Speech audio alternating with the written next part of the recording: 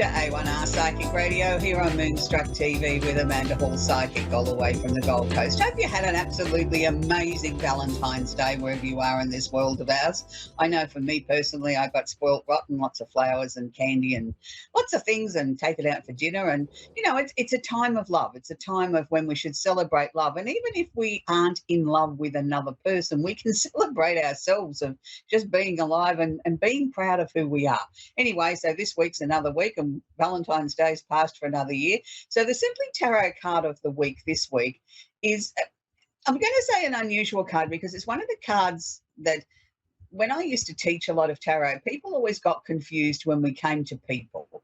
When we came to knights, pages, kings and queens, they always had a very puzzled, stumped look on their face. Now, the Knight of Pentacles is this.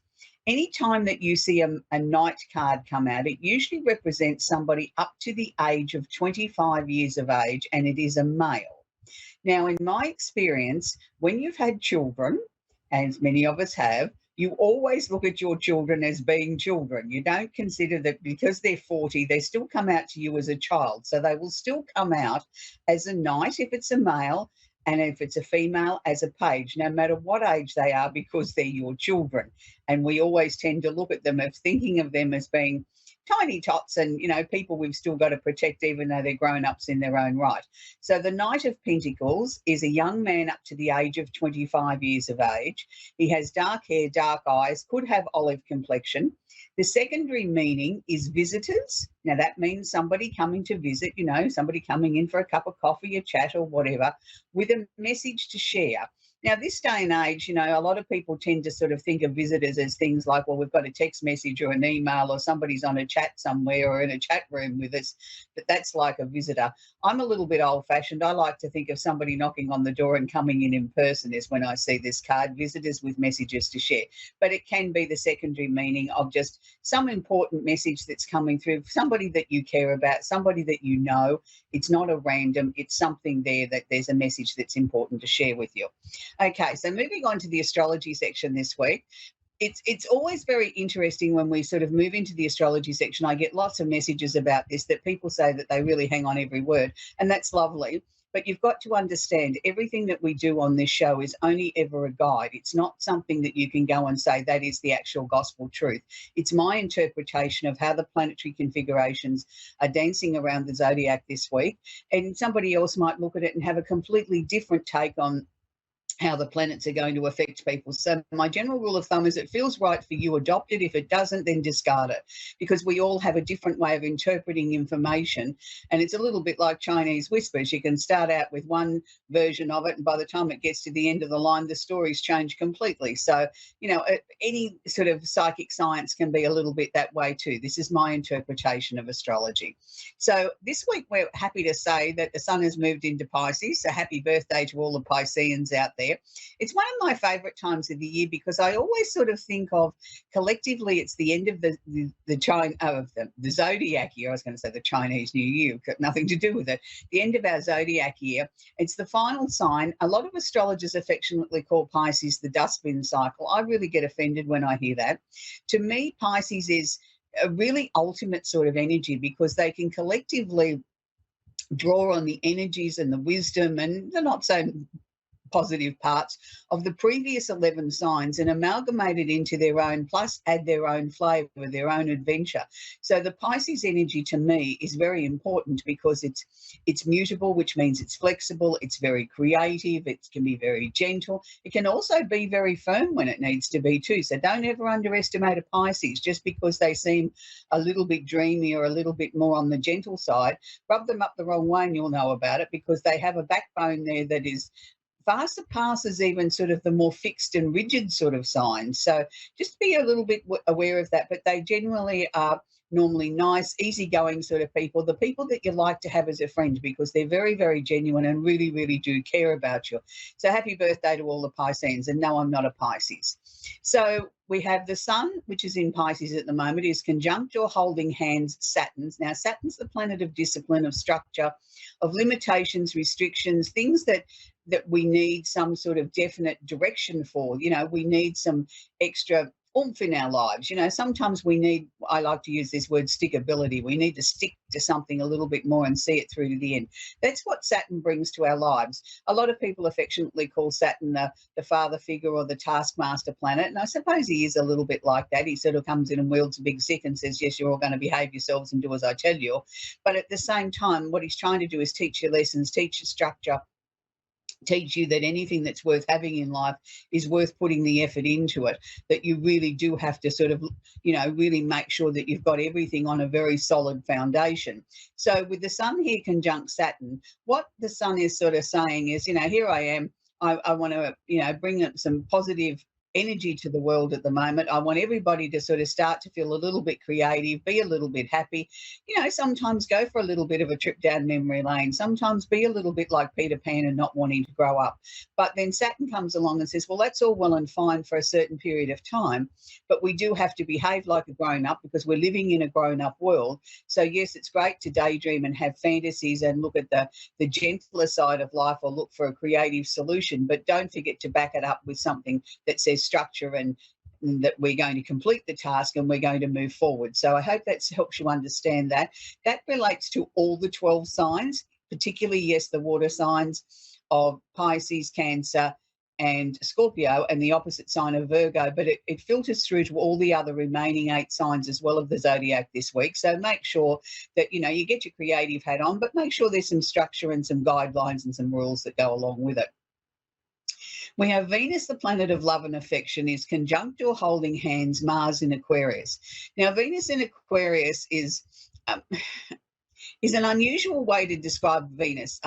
Venus in Aquarius dares to be different. It likes to look for love in places that other people would consider the wrong place to look, that, you don't want somebody like that because they're a bit bohemian or a bit way out, a bit different. They think differently to us. They dress differently to us. And Venus in Aquarius thrives on that and says, well, just watch me.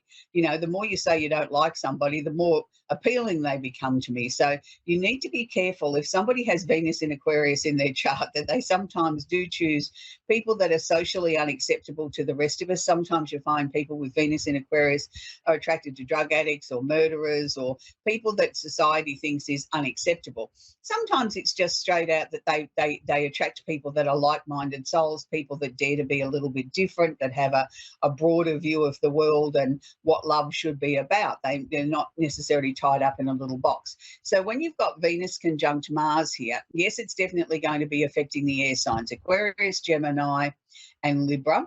But it's also affecting the opposite sign of Libra. So it's asking you here that if you are starting a new relationship and you're one of those signs, make sure that you're very careful about it. Make sure that it's exactly what you want. Make sure that you're not just attracted to it because this person is boisterous and loud and sort of is showing you action and sort of making you feel important because they dare to do things that other people don't dare to do. It's nice to have somebody that has some ambition and some drive, but make sure it's for the right reasons. Yes, this will flow on to the other remaining 8 signs, but it waters itself down as it goes along. So my answer to this is, if you are seeking love and you meet somebody special or somebody new this week, make sure that you're not just blown away by the excitement of somebody that's very super strong, dares to be different, likes to break the law or do something that other people find socially unacceptable, and that's just the main attraction. Make sure that there's other layers there at the reasons why you're attracted to this person and see whether or not it can stand the test of time. My advice would be take it slow. Yes, it's nice to meet somebody that's different and outside of what the type of person you normally attract, but make sure it's for the right reasons. Now we have Mercury, the planet of communication, is in Aquarius. So Mercury in Aquarius always means that we want to think differently, we want to speak differently, we want to sort of shock people into listening to what we've got to say. And sometimes when Mercury is sitting in Aquarius like this, and this applies to all of us, sometimes we can say things without thinking. Sometimes we say things just to get someone's attention, and we don't really mean it. It's like, I'll shock them into listening to me, or I'll get their attention. If I say this, they'll listen to me then. So we need to make sure that if we're going to use that tactic, we're using it for the right reasons, that we're not just doing it to bring the attention back to us, that we need to be sort of looking at things and sort of saying, okay, what is the reason that I'm going to take a different route of communication to get somebody's attention? Why are they not listening to me? Are they preoccupied? Do they not think that this is a good idea? or do they not just want to listen to what I've got to say? Now, Mercury is in Aquarius, is conjunct or holding hands the sun that's just gone into Pisces.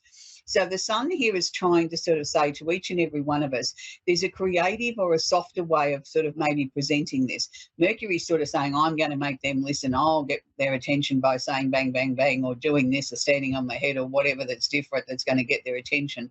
Where the sun is saying, now hang on a minute, stop, look and listen. There's a more creative way that we can get our message across that maybe we'll just get a little bit more traction. We can blend the both together. Yes, we can present it in a different way or give them new information, but let's present it in a way that's palatable, that we'll get more traction and we'll get further along. And that's probably the object of the situation. If you're going to do a presentation, or you need to go and talk to somebody in authority, or you're looking for a new job or a pay rise or whatever, don't just go in there like the bull in the china shop, telling them that you're going to get attention because you're so different and so much better than everybody else. Show them how you're going to be different than everybody else. Show them the creative side of you, of how you can bring more to the company. And then you do deserve that pay rise because you're thinking outside the square. You've got some innovative new ideas, and you've got your creative hat on, and, this is a win-win for everybody.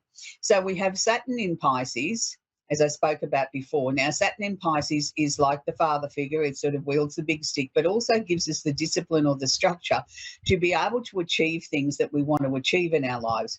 Now, this next section is going to affect Pisces, Cancer, Scorpio, and the opposite sign of Virgo. It's also going to affect the earth signs, which is Taurus, Virgo, and Capricorn, and the opposite sign is Scorpio. So these are the most important signs that this is going to affect. For the rest of the zodiac, it will be a much more watered down effect. So we've got Saturn in Pisces, saying that he can bring structure to our creative thinking, can bring some stability there.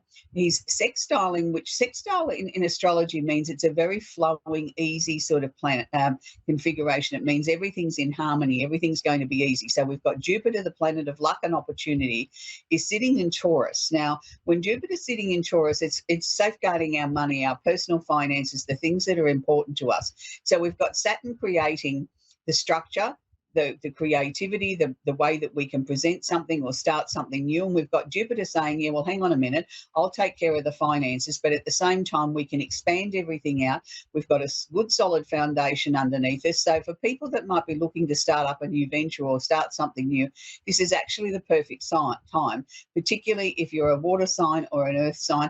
Not so much for the others, but there still certainly is luck there to be had. So if you're looking at new ventures, look at new creative ways that maybe you can bring the structure to it, that you can open up doors or open up markets that have been hidden to you before previously. Now, we're going to take our first caller on the show today, which is Grace in Sydney here in Australia. How are you, Grace? I'm fine. How are you? Good. Managing okay with all the storms down there, sweetie? Yes. I see a little bit of sun outside today, so it's good. Oh, wonderful. That's nice to hear. So do you have a question I can answer for you, please, Grace? Yes. Currently I'm going through a divorce and custody battle. Mm-hmm. I was just wondering, it's long-standing. I'm just wondering, when is this going to end, and basically will I get the results that I want out of the custody battle? Okay, Grace, look, it's always difficult when you're going through custody battles. I mean, technically we're not supposed to answer legal questions, but I'm not bound by that on this show. No, that's fine. So, but that's just general rule of thumb in psychic things, that we don't tamper with that, health and pregnancy. But what I can tell you is that I still feel that there's a little bit of waiting time. They're showing me not much action before May or June. Now, I know that's probably, oh God, not that long. We're only in February. But what I'm seeing here, the little bit longer that it takes, the better prepared or the better the result is for you. It's like your legal team is better prepared. I want to say it's almost like they're laying a trap for him, like they've thrown a few things out there. It's like going fishing. I'll throw a bit of bait in the water, a bit of burley in the water, then we'll throw the bait in on the fishing line and see what we catch. So it's like they're deliberately trying to do that because they know, not just from what you've told them, but they know from their years of experience that a lot of the things that he's presented has so many holes in it. It's lies. It's now a matter of trying to bring it to a point that we can tie this up in a way that you'll be happy with it, even though it's dragged on. it's interesting because I keep going to say, I don't think he wants the children. He's just doing this to hurt you. Is that a He fair was very assessment of the abusive. situation? Sorry? I said, is that a fair assessment of the situation? To me, I don't think he wants Absolutely. custody. You are spot on. You are spot on. Everything he's done to me has been in spite because I have exposed his abuse towards me and he had charges pressed on him. So he's done everything in his powers now to get back at me. Yeah, but it's not going to work. I believe you're going to get the result you want, and probably better than what you could even hope for. I mean, you know, legal people always talk in the realms of, well, we can possibly expect this, or this might be a good outcome. They never say definitely we're going to achieve this, that, or the other. They can't, because they never know. You know, particularly if it's going to go before a judge, which I felt it was. I felt it was going to go to a higher authority. I felt it was going to go into a courtroom. I didn't feel it was just going to be, we're going to thrash out a settlement and everything's going to be okay. But by going in there, and I know I appreciate it's going to cost more money, but I feel you're going to get a better result. And it's sort of like, what will come down in the courtroom will be sort of set in stone. Like, there will be no room for negotiation or appeals or anything like that. So you've just got to hold firm, Grace, and know that you're on the right path. You have a lot of people on the other side helping you get through this. So every time you sort of feel like you can't take one more step, just take a breath and just put that next foot in front of the other and know that you're on the right path. But the children will thank you for it later on. Oh, yeah, I was having a feeling last night. I didn't know whether to change lawyers or not. I was just getting a little bit frustrated, even though they did say they are trying to lay the foundation to get the best result for me, even though it might take a little bit longer. Yeah, my interpretation of that is I'd stick with it, because what they showed me was they were trying to go, you know, they were trying to bait him. They were trying to get him to fall into some traps. So, yes, they are trying to put a very rock-solid foundation underneath it. And, look, sometimes legal things just don't move as fast as what we'd like, unfortunately. No. But keep going, Grace. You're on the right path and you're protecting your children. So I wish you well, sweetie. Thank you so much, darling. Thank you. You're very welcome. We're going to talk with Melissa now in Batesville in Arkansas. Yes. Are you there, Melissa? Yes, ma'am. Do you have a question I can answer for you, please, Melissa? Well, not really, honey. Could I just get like a general, maybe? Yeah, sure. Yeah, I just always ask because we have such limited time on the show and I want to make sure we get to what you need. First thing that they're showing me, Melissa, is that you've got some endings, changes and transformations coming up. So have you been working really hard on getting your life in some sort of order since about last June? Yes. Yeah, good. Because they're showing me all these red ticks. They're saying she's such a good girl. Look at all the ticks she's got. She's handling everything very well. One of the changes that's coming up, are you planning on making some changes to where you're living, or have you been thinking about the potential of moving? Because I've got question marks around where you're living. Yeah, there has been some changes to where I've kind of looked into it, possibly, yes. I don't feel it's the right time to move, though. Yeah, I don't think it's the right time to move yet. You know, I'm sort of looking at least 18 months away before we need to even come back and visit it, and that would still be a little bit premature to me. Exactly. That's the way I felt about it. Good. Well, then I want you to follow that. They're also sort of, I keep going to say to you, I feel short of breath. Is that you, or has it been somebody that's been close to you? Actually, I just had my best friend on Saturday night had a fall off of a porch, and she is now paralyzed from her shoulders down, and she's in surgery at this moment.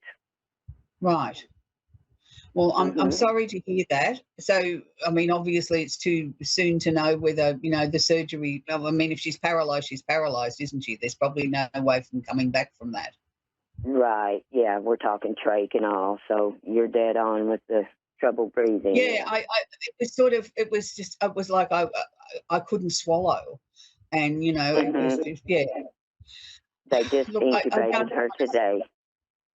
Good. I don't want to say that it's going to shorten a life, I don't want to say that it's going to be a miracle and, you know, she's not going to be paralysed, but I do think what they're going to find when they've done the surgery is the damage is not quite as severe as they first thought. So that's a good That's thing. what we're praying for, yes. Yeah. Yeah.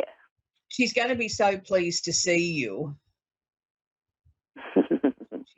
She is going to need a lot of help, though. You know, Yeah. yeah, it's not going to be an easy For road. quite some time, right. Yeah, I feel so for quite some time. And I'm surprised in a way that they came through so strongly about your friend, obviously because that's on your mind too. But I'm trying to work out how that sort of ties into you because, you know, they showed me that, yes, she's going to need help for quite some time.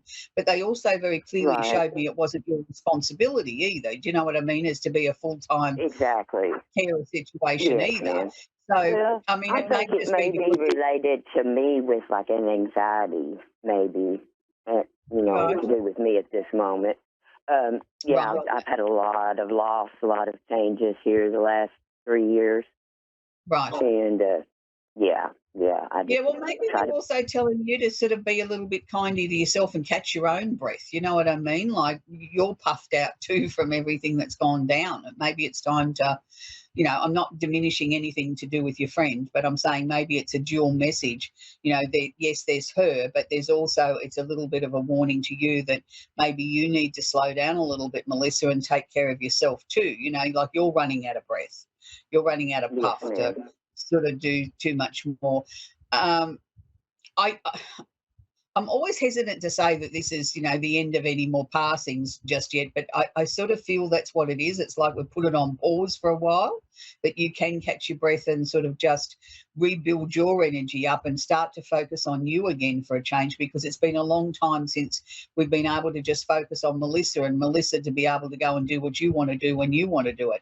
It seems to be all your adult life has been nothing but responsibility and taking care of people.